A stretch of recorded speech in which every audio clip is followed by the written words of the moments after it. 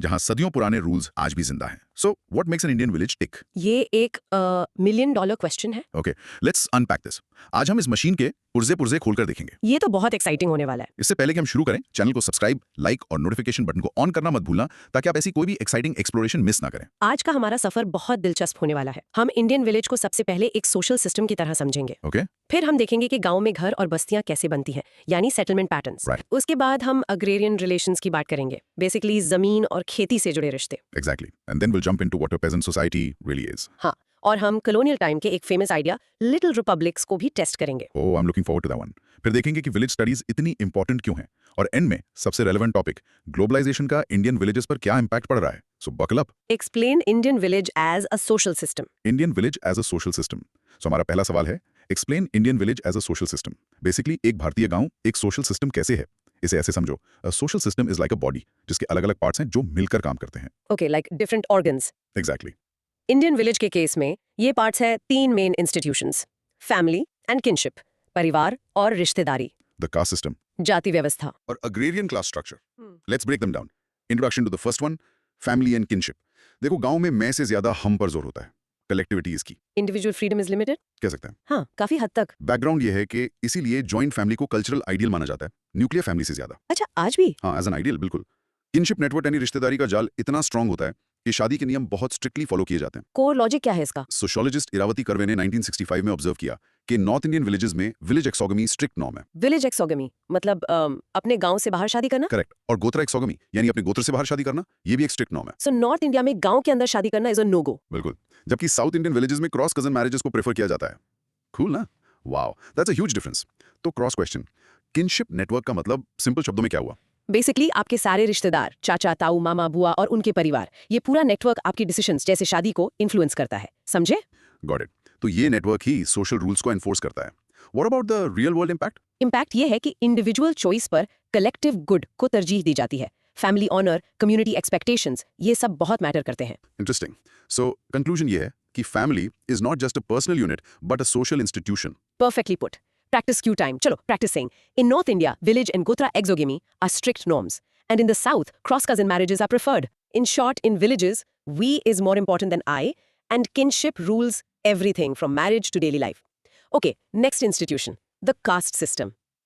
ये तो सबने सुना होगा. द कास्ट सिस्टम बेसिकली समाज को हायरार्किकल ग्रुप्स में डिवाइड करता है।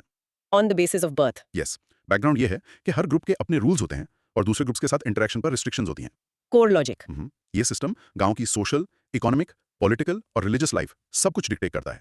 इसके दो सबसे विजिबल फॉर्म्स हैं, डोमिनेंट कास्ट और jajmani system. Let's talk about dominant caste first. ये कॉन्सेप्ट M.N. श्रीनिवास ने दिया। ये वो कास्ट होती है जो न्यूमेरिकली स्ट्रांग है, लैंड ओन करती है और लोकल हायरार्की में पावरफुल है। अच्छा, तो अ कॉम्बिनेशन ऑफ फैक्टर्स। हाँ, ये इकोनॉमिक और पॉलिटिकल डायनामिक्स को कंट्रोल करते हैं। डोमिनेंट कास्ट होने के लिए सिर्फ नंबर में ज्यादा होना काफी है? नहीं, नंबर के साथ साथ लैंड ओनरशिप और पॉलिटिकल पावर भी जरूरी है। याद रखना, it's a combination of factors. Okay, and the second form was jajmani system. हाँ, योगेंद्र सिंह के अनुसार ये इंटरकास्ट रिलेशनशिप्स में रेसिप्रोसिटी पर बेस्ड अरेंजमेंट है। रेसिप्रोसिटी मतलब give and take. Exactly. Real world impact is huge. Caste decides your occupation, your social circle, even where you live in the village. हाँ, so conclusion ये है कि caste acts as a social blueprint. Yes, it's a foundational pillar. Time for a practice cue. Now pause and practice saying. The two visible manifestations of the caste system are the dominant caste and the Jajmani system. In short, the caste system creates a hierarchy that controls almost every aspect of village life, from power to profession. And the third pillar, agrarian class structure. ये class structure colonial rule के land revenue system की then है. अच्छा, so this is more modern than the other two. Relatively, yes. Core logic. Daniel Thorner ने 3 classes बताई हैं। Okay, what are they? Proprietors यानी मालिक, ये अपर कास्ट लैंड ओनर्स होते हैं, यूजुअली डोमिनेंट कास्ट से। Makes sense. Number 2, working pageants यानी किसान, ये स्मॉल लैंड ओनर्स हैं जो कभी-कभी बड़े फार्म्स पे टेनेंट की तरह भी काम करते हैं। ये मिडिल लेवल कल्टीवेटर कास्ट से आते हैं। Okay, and the third? Labourers यानी मजदूर, ये लैंडलेस ग्रुप्स हैं जो दूसरों के खेत में काम करते हैं, जनरली शेड्यूल्ड कास्ट से। So is there an overlap between caste and class here? Absolutely. The upper castes are mostly Maliks, middle castes are Kisans, and lower castes are Mazdurs. The systems reinforce each other. What's the real world impact of this structure? It creates huge economic disparity. Land is the main source of wealth and power, and its distribution is extremely unequal. So the conclusion is? ये तीनों institutions, family, caste और class, मिलकर गांव की daily life का framework बनाते हैं। Modernization ने इन पर impact डाला है, but they are still the lens to view an Indian village. In short, a village isn't just a piece of land. It's a complex social system built on the pillars of family, caste and class. Okay, अब जब हमने social structure समझ लिया है, let's get visual. I like that. Discuss the traditional and changing settlement patterns in Indian villages. Traditional and changing settlement patterns. मतलब गांव बसे भी कैसे होते हैं? सेटलमेंट पैटर्न का मतलब है कि अगर आप एक गांव को ऊपर से देखो तो उसका शेप कैसा है। Let's explore the traditional patterns first. Okay, first up, nucleated or clustered settlement. ये सबसे कॉमन टाइप है। इसमें घर एक कॉम्पैक्ट एरिया में एक दूसरे के पास बने होते हैं। Like a tight bun. कभी सिक्योरिटी रीजंस की वजह से भी लोग कॉम्पैक्ट विलेजेस में रहते हैं, जैसे बुंदेलखंड या नागालैंड में। और राजस्थान का क्या? और राजस्थान में पानी की कमी के कारण लोग पास-पास रहते हैं ताकि अवेलेबल वाटर रिसोर्सेज का मैक्सिमम यूज हो सके। तो सिक्योरिटी और क्लस्टर्ड सेटलमेंट का क्या लिंक है? सिंपल, जब सब पास-पास रहेंगे तो एक दूसरे की रक्षा करना आसान होगा। Defence becomes easier. Make sense. Next, the linear settlement. इसमें घर एक लाइन में फैले होते हैं, हर घर का अपना कंपाउंड होता है। So not clustered together. नहीं, इसमें यह बताना मुश्किल होता है कि एक गांव कहाँ खत्म हुआ और दूसरा कहाँ शुरू। एग्जाम्पल? ये पैटर्न आपको केरला, कोंकण और बंगाल के डेल्टा लैंड्स में मिलेगा। सोचो एक रोड या नदी के किनारे किनारे बसे हुए घर। Got it. And finally, scattered और डिस्पर्स्ड सेटलमेंट। ये पैटर्न आइसोलेटेड झोपड़ियों या कुछ झोपड़ियों के हैमलेट्स के रूप में दिखता है। ये दूर दूर जंगलों या छोटी पहाड़ियों पर होते हैं। Example for this one? ऐसा सेटलमेंट ज्यादातर एक्सट्रीमली फ्रेगमेंटेड टेरेन की वजह से होता है। आपको ये मेघालय, उत्तराखंड, हिमाचल प्रदेश और केरला के हिली एरियाज में मिलेगा। Here's where it gets really interesting. Caste का इन पैटर्न्स में क्या रोल है? कास्ट सिस्टम ने सेटलमेंट पैटर्न्स में बहुत बड़ा रोल प्ले किया है। अपर और लोअर कास्ट्स के बीच सोशल डिस्टेंस मेंटेन किया जाता है। Physically, yes, physical distance. Case study. Sociologist Beteille ने तंजौर विलेज स्टडी किया और पाया कि गांव में नॉर्थ से साउथ की तरफ जाते हुए कास्ट स्टेटस डिक्लाइन होता है और अनटचेबल्स गांव के बिल्कुल बाहर रहते थे। Wait, what? Cross question. इसका मतलब गांव का मैप देखकर कास्ट हायरार्की का अंदाजा लगाया जा सकता था। Exactly. The social map was reflected in the physical map. It's fascinating, right? That is mind blowing. So what's changing now? Core logic changes. 3 बड़े बदलाव हैं। 1. Population explosion. इससे न्यूक्लिएटेड सेटलमेंट्स एक्सपैंड हो रहे हैं। Okay. 2. Infrastructure. नई roads, highways बनने से उनके आसपास नए सेटलमेंट्स बन गए हैं। And 3. अर्बनाइजेशन। लोग बेहतर अपॉर्चुनिटीज के लिए शहरों में माइग्रेट कर रहे हैं। So, conclusion क्या है? इन सब बदलावों के बावजूद रूरल सेटलमेंट पैटर्न आज भी लार्ज एक्सटेंट तक कास्ट सिस्टम से इन्फ्लुएंस्ड है। Practice. क्यों? Practicing the 3 patterns: nucleated, linear, and scattered. In short, village layouts are shaped by land, water, safety, and social hierarchy, but are now changing due to growth and migration. चलो, अब जमीन की बात करते हैं। Let's do it. Describe the agrarian relations in Indian villages, stressing upon the changes taking place as well. Agrarian relations in Indian villages. यानी खेती से जुड़े रिश्ते। बिल्कुल। KL शर्मा ने कहा है कि अग्रेरियन रिलेशंस को समझने के लिए कास्ट और क्लास दोनों जरूरी हैं। पहले कास्ट की बात करते हैं, स्पेसिफिकली द जजमानी सिस्टम। जजमानी सिस्टम इसमें सेंट्रल है। कोर लॉजिक क्या है? लोगेंद्र सिंह ने इसे a system based on reciprocity in intercaste relationships कहा है। इसमें 2 पार्टीज हैं, जजमान, लैंड ओनिंग हायर कास्ट्स, जो फूड और गिफ्ट्स प्रोवाइड करते हैं, और कमीन, आर्टिसन एंड लैंडलेस कास्ट्स, जो गुड्स और सर्विसेज प्रोवाइड करते हैं। एक एग्जाम्पल दो। जैसे एक लोहार कमीन जजमान के लिए खेती के औजार बनाएगा और बदले में जजमान उसे फसल का एक हिस्सा देगा। It's a cashless exchange of goods and services. Fascinating. और क्लास का क्या रोल है? जैसा हमने पहले डिस्कस किया, कॉलोनियल रूल के लैंड रेवेन्यू सिस्टम ने क्लास स्ट्रक्चर को जन्म दिया। हाँ, डैनियल थॉर्नर्स क्लासेस। एग्जैक्टली। 1 प्रोप्राइटर्स, मालिक, अपर कास्ट लैंड ओनर्स, जैसे नॉर्थ इंडिया के ठाकुर्स या मैसूर के ओकलेगास। 2 वर्किंग पेजेंट्स, किसान, small land owners from middle cultivator castes. 3 labourers, मजदूर, landless groups, mostly scheduled castes. अक्सर जो मालिक होता है क्लास सिस्टम में, वही जजमान भी होता है कास्ट सिस्टम में। The 2 systems reinforce each other. So what are the changes and impacts now? Market economy के आने से जजमानी सिस्टम डिक्लाइन हो रहा है। Obviously. Cash is king now. Right. Case study 1 चांद एंड श्रीवास्तवा 2014 ने जामगौड़ विलेज मध्य प्रदेश स्टडी किया। उन्होंने पाया कि अब खामिन्स पेमेंट इन काइंड के बजाय कॉन्ट्रैक्ट बेस्ड वेज एम्प्लॉयमेंट मांग रहे हैं और जजमान्स? और जजमान्स को ये एक्सेप्ट करना पड़ रहा है to cater to urban markets. Interesting. Case study 2 टिलशे 2016 ने सुंदराना विलेज गुजरात के पटीदार्स को स्टडी किया। ये एक ट्रेडिशनली एग्रीकल्चरल कम्युनिटी है। ओके। उन्होंने देखा कि ग्लोबलाइजेशन के कारण अब एग्रीकल्चर से दूर जाना थ्रू एजुकेशन, एम्प्लॉयमेंट, इमिग्रेशन एक स्टेटस सिंबल बन गया है। Wow! Real world impact on the class structure. Yogendra Singh और पीसी जोशी ने नोट किया कि लैंड रिफॉर्म्स और ग्रीन रेवोल्यूशन का एक बूमरैंग इफेक्ट हुआ। एक नए रिच मिडिल पेजेंट्री क्लास का उदय हुआ, जबकि स्मॉल पेजेंट्स डी-पेजेंटाइजेशन का शिकार हो गए ड्यू टू लैंड फ्रेगमेंटेशन। डी-पेजेंटाइजेशन मतलब खेती छोड़ना। इंडियन एग्रीकल्चर की प्रोडक्टिविटी को बचाने के लिए इन ग्रोइंग इनइक्वालिटीज को एड्रेस करना जरूरी है। Let's practice. The Jajmani system is declining due to the market economy. In short, agrarian relations in villages are a mix of caste, jajmani, and class, malik, kisan, mazdoor, and both are being transformed by market forces and globalization. Okay, हमने peasants word काफी use किया. Let's define it. Good idea. Peasant society. So what exactly is a peasant society? Peasant society basically एक small scale social organization है जिसमें peasants dominate करते हैं। अलग-अलग thinkers ने इसे अलग-अलग तरह से define किया है। जैसे? क्रोबर ने कहा it is a small society dependent on a larger society. Foster ने कहा it is a half society composed of cultivating class. Half society. Will come back to that. Robert Redfield ने पेजेंट सोसाइटी को folk और urban communities के बीच में रखा। से इसके मेन फीचर्स क्या हैं? रॉबर्ट रेडफील्ड ने कुछ की कैरेक्टरिस्टिक्स दिए हैं। 1 होमोजेनस, सोशली काफी एक जैसे होते हैं। 2 एग्रीकल्चर इज नोबल, खेती को सबसे अच्छा काम माना जाता है। 3 डिग्निटी ऑफ लेबर, मेहनत करने में विश्वास रखते हैं। ओके, और 4 लाइवलीहुड सोर्स, जमीन और खेती ही लाइफ की ज्यादातर जरूरतों को पूरा करती है। 5 फैमिली इज प्राइमरी यूनिट, परिवार ही सोशल ऑर्गेनाइजेशन की प्राइमरी यूनिट है। नंबर 6 एंड 7 6 ट्रेडिशनल कल्चर, उनका एक डिस्टिंक्टिव ट्रेडिशनल कल्चर होता है।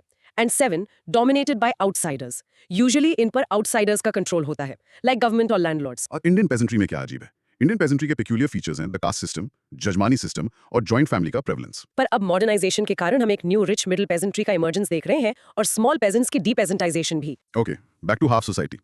इसका क्या मतलब है? ये थोड़ा कंफ्यूजिंग है। Good question. इसका मतलब है कि पेजेंट सोसाइटी पूरी तरह से सेल्फ सफिशिएंट नहीं है। वो शहरों या रूलिंग क्लास पर इकोनॉमिकली और पॉलिटिकली डिपेंड करती है, इसलिए half. Got it.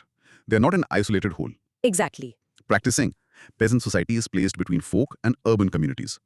In short, a peasant society is a traditional, agriculture-focused community that is connected to and often dominated by a larger society. ये वाला टॉपिक तो एक mythbuster जैसा है। It certainly is. Examine the colonial administrator's view that Indian villages can be considered as little republics. Indian villages as little republics. So this little republics idea, ये एक बहुत famous colonial idea था। Early 19th century में British administrators, खासकर मेटकैल्फ, Indian villages को little republics मानते थे। उनका मतलब क्या था इससे? उनका मानना था कि इंडियन विलेजेस क्लोज्ड और सेल्फ सफिशिएंट सिस्टम्स हैं।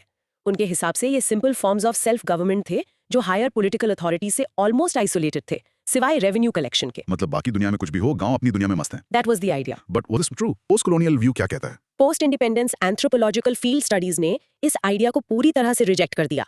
उन्होंने प्रूव किया कि इंडियन विलेजेस हमेशा से एक वाइडर सोसाइटी और सिविलाइजेशन का हिस्सा थे। काफी any case studies? Yes. Case study 1 Oscar Lewis ने Ranikhera village, North India, study किया।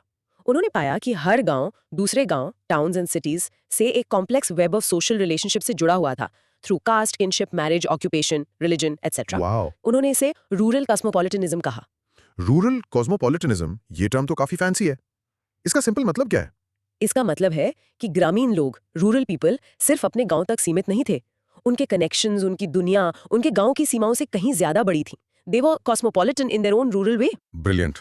Any other studies? Case study 2 McKim Marriott ने किशनगढ़ी विलेज स्टडी किया और लिटिल एंड ग्रेट ट्रेडिशंस का इंटरप्ले ऑब्जर्व किया। उन्होंने यूनिवर्सलाइजेशन और परोक्युलाइजेशन जैसे कॉन्सेप्ट्स दिए, जो दिखाते हैं कि गांव और बड़े रीजनल सेंटर्स के बीच हमेशा से इंटरैक्शन रहा है। और एमएन श्रीनिवास का क्या व्यू था? श्रीनिवास ने विलेजेस को ऑब्जर्वेशन सेंटर्स कहा, जहां से हम इंडिया के बड़े सोशल प्रोसेसेस को स्टडी कर सकते हैं। तो कंक्लूजन क्या है? कंक्लूजन ये है कि आज मॉडर्नाइजेशन के कारण गांव शहरों के और भी करीब आ गए हैं। The colonial view of little republics has long been discarded. गांव कभी आइसोलेटेड थे ही नहीं। Practice Q. Practice saying this powerful line. The colonial view of little republics has long been discarded. In short, the idea of Indian villages as isolated little republics was a colonial myth. In reality, they have always been deeply connected to the wider world. Okay, हम इतनी सारी village studies का जिक्र कर रहे हैं, तो next question naturally यही है। उनकी सिग्निफिकेंस क्या है? Discuss the significance of village studies in India. Significance of village studies in India. ये स्टडीज इतनी जरूरी क्यों हैं? इंडिया में विलेज स्टडीज का ट्रेंड 1950s में शुरू हुआ, रॉबर्ट रेडफील्ड से इंस्पायर होकर। एस.सी. दुबे की इंडियन विलेज, एम.एन. श्रीनिवास की इंडियाज विलेजेस जैसे इंपॉर्टेंट वर्क सामने आए। सो इनकी सिग्निफिकेंस क्या है? पॉइंट बाय पॉइंट बताते हैं। Understanding Indian social reality. Okay, इन्हीं स्टडीज से dominant caste, M N. Srinivas, universalization, parochialization, McKim Marriott, और रूरल कॉस्मोपॉलिटनिज्म, ऑस्कर लुइस जैसे क्रूशियल कॉन्सेप्ट्स निकले। इन कॉन्सेप्ट्स ने लिटिल रिपब्लिक्स के कॉलोनियल नोशन को खत्म किया। Okay, point 2 tracing impact of globalization and modernization. How so? Simpson 2016 ने नोट किया कि मार्केट इकोनॉमी, मॉडर्न एजुकेशन के कारण एग्रीकल्चर और नॉन एग्रीकल्चर लाइफस्टाइल्स के बीच नए कॉन्फ्लिक्ट्स इमर्ज हो रहे हैं। और क्या ट्रेस किया? कास्ट हेजेमनी और जॉइंट फैमिली अभी भी हैं, बट जजमानी सिस्टम डिक्लाइन पर है। सेंसिटाइजेशन अब पहले जैसा मेजर अट्रैक्शन नहीं रहा। माइग्रेशन के कारण गांव और शहर के बीच का डिस्टिंक्शन भी फेड हो रहा है। Point number 3 achieving democratic decentralization. Early village studies का एक सबसे बड़ा आउटकम था पंचायती राज इंस्टीट्यूशंस की जरूरत को हाईलाइट करना। So they had a direct policy impact. Yes. Number 4 impact assessment of government policies. जी। केस स्टडी है इसके लिए। हाँ, ऑटन एंड सिम्पसन 2016 ने ओडिशा के बिसीपारा विलेज को रीस्टडी किया। उन्होंने पाया कि जिन लोगों को रिजर्वेशन का फायदा मिल रहा है वो स्टेट की तरफ जा रहे हैं और बाकी लोग मार्केट इकोनॉमी की तरफ। Fascinating divergence. And the last point? Bringing positive change.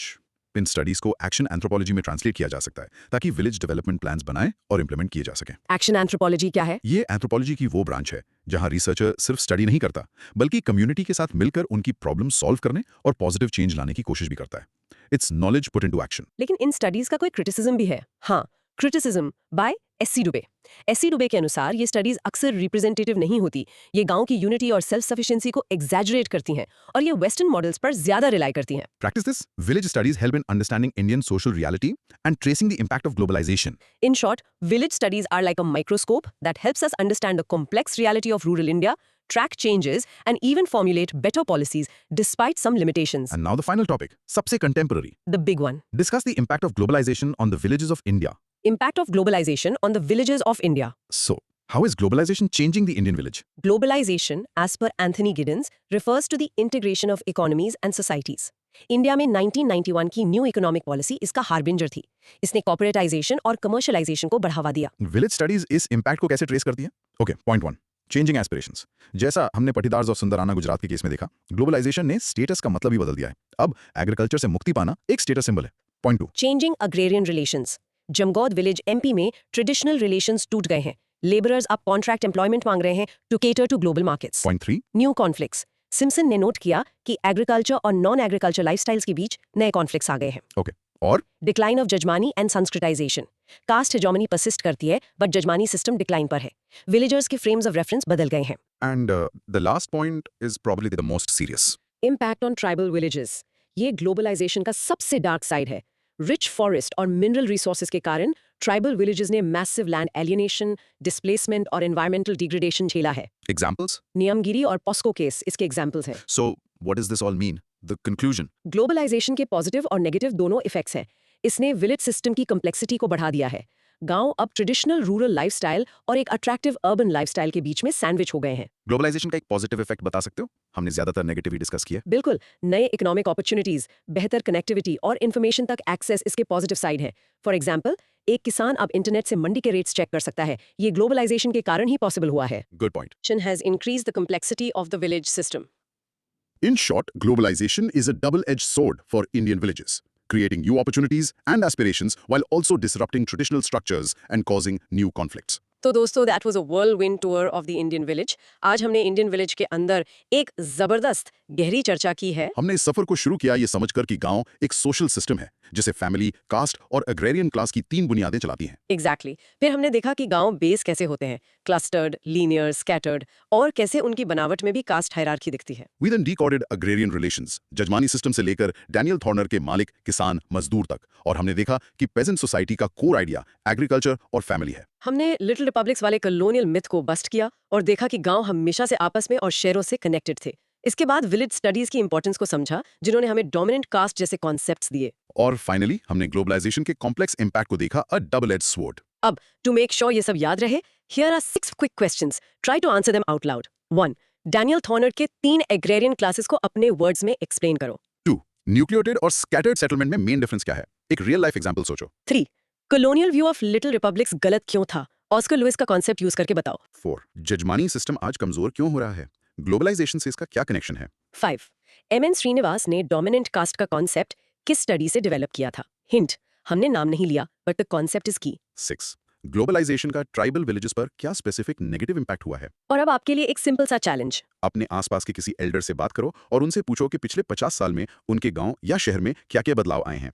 देखो कि हमारे डिस्कशन के कितने पॉइंट्स उनकी स्टोरी से मैच करते हैं। अगर ये डिस्कशन आपको मजेदार और इन्फॉर्मेटिव लगा तो चैनल को सब्सक्राइब करना, कमेंट करके बताना कि सबसे सरप्राइजिंग को प्रेस करना मत भूलना for more such amazing explorations. मिलते हैं अगली बार। Topic name